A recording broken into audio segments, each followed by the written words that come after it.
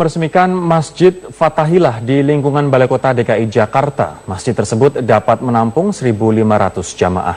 Masjid dua lantai tersebut sebenarnya diharapkan selesai ketika Jokowi masih menjabat Gubernur DKI Jakarta. Namun akhirnya baru dapat diresmikan di masa Gubernur Basuki Cahayapurnama. Dalam peresmian masjid tersebut, Presiden Jokowi didampingi Menteri Agama Lukman Hakim Saifuddin. Dengan adanya masjid yang memadai, diharapkan pegawai Balai Kota lebih mengamalkan ajaran agama dan mengimplementasikannya pada pekerjaan melayani masyarakat. Selain meresmikan Masjid Fathahillah, Ahok juga mengundang Presiden Jokowi untuk meresmikan Masjid Raya Jakarta yang sedang dibangun di wilayah Daan Mogot, Jakarta Barat.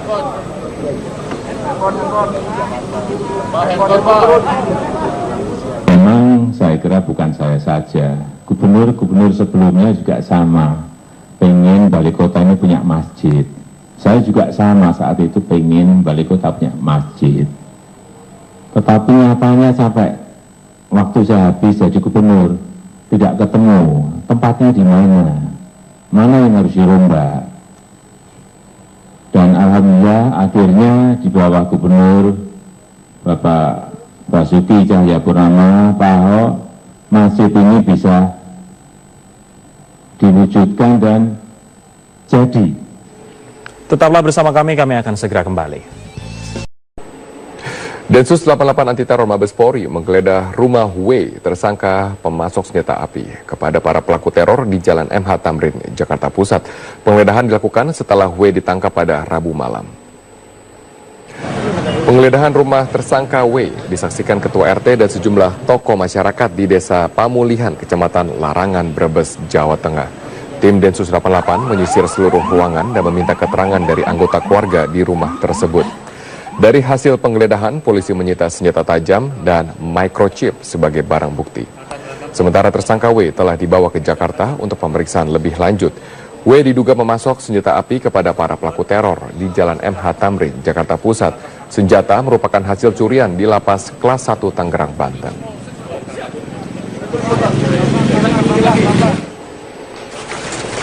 Pimpinan daerah yang notabene itu pemaju melakukan pengawasan Keras mengejar seorang bandar narkoba berinisial E saat akan menangkapnya di Desa Tanjung Baru, Kecamatan Bukit Kemuning, Kabupaten Lampung Utara. Pelaku berusaha melarikan diri saat melihat kedatangan aparat kepolisian. Setelah beberapa menit menghilang, akhirnya polisi berhasil menangkap pelaku berikut dengan barang bukti berupa puluhan bungkus paket sabu siap jual. Selesai dari penggeledahan, polisi langsung mengirim pelaku ke Mapores Lampung Utara untuk penyidikan lebih lanjut. Pelaku dijerat dengan pasal 112, 132, dan 114 Undang-Undang Narkotika tahun 2009 dengan ancaman hukuman maksimal 20 tahun penjara.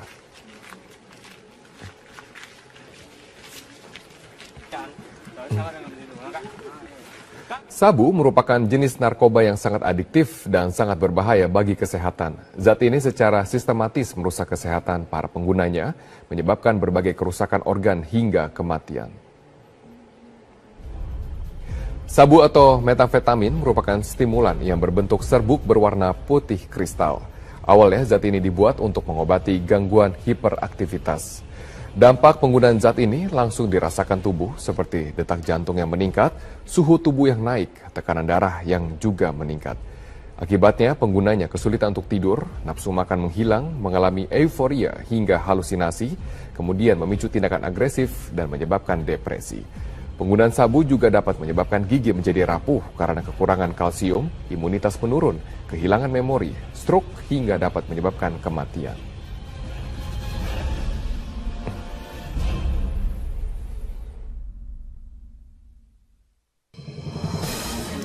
Pemirsa, Kepala BNN Komjen Pol Budi Waseso menyebut jaringan Pakistan merupakan pemasok sabu-sabu yang digerebek di sebuah gudang di Jepara. Kita akan bergabung bersama dengan rekan kami Rahel Marimbuna yang akan melaporkan secara langsung dari Jepara, Jawa Tengah.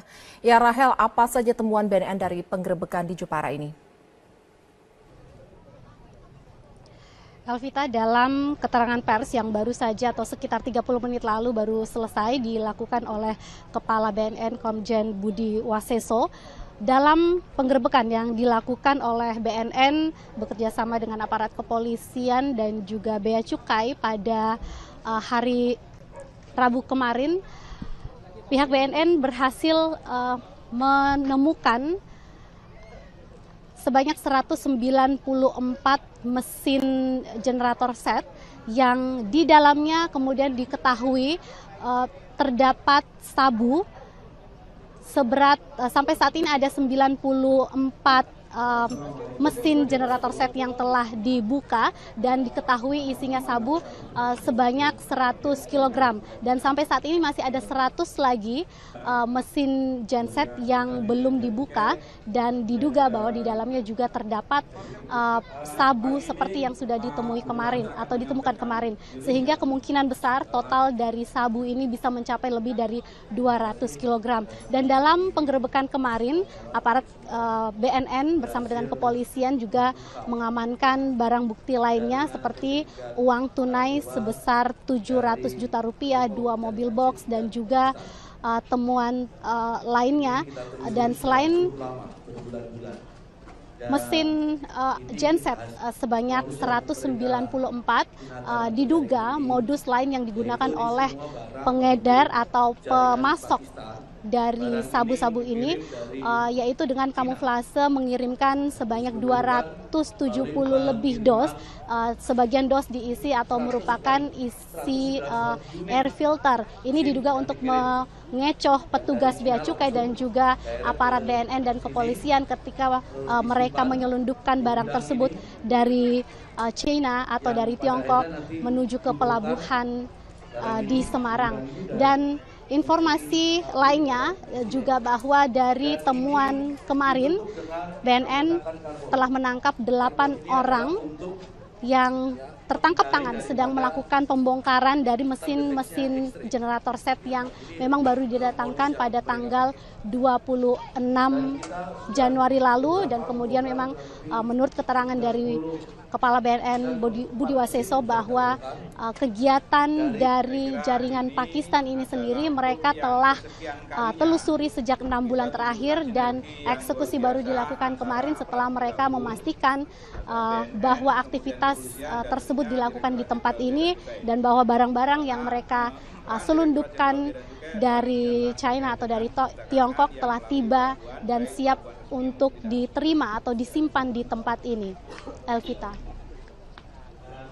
Ya Rahel, lalu apakah memang benar sudah ada keterangan bahwasanya penemuan yang ditemukan di Jepara ini masuk dalam jaringan internasional?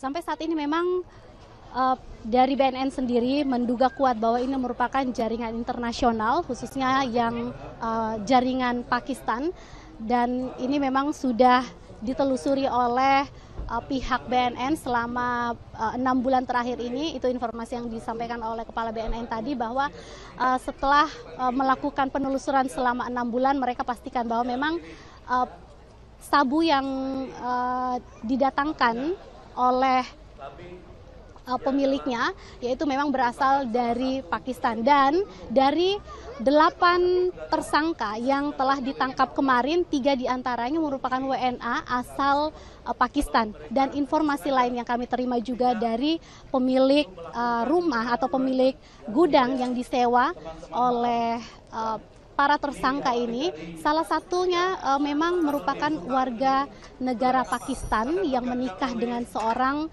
warga negara Indonesia, dan ini kemudian diduga menjadi modus lain upaya mereka untuk menyelundupkan barang-barang seperti narkoba ini ke masyarakat dengan modus menikah dengan warga setempat.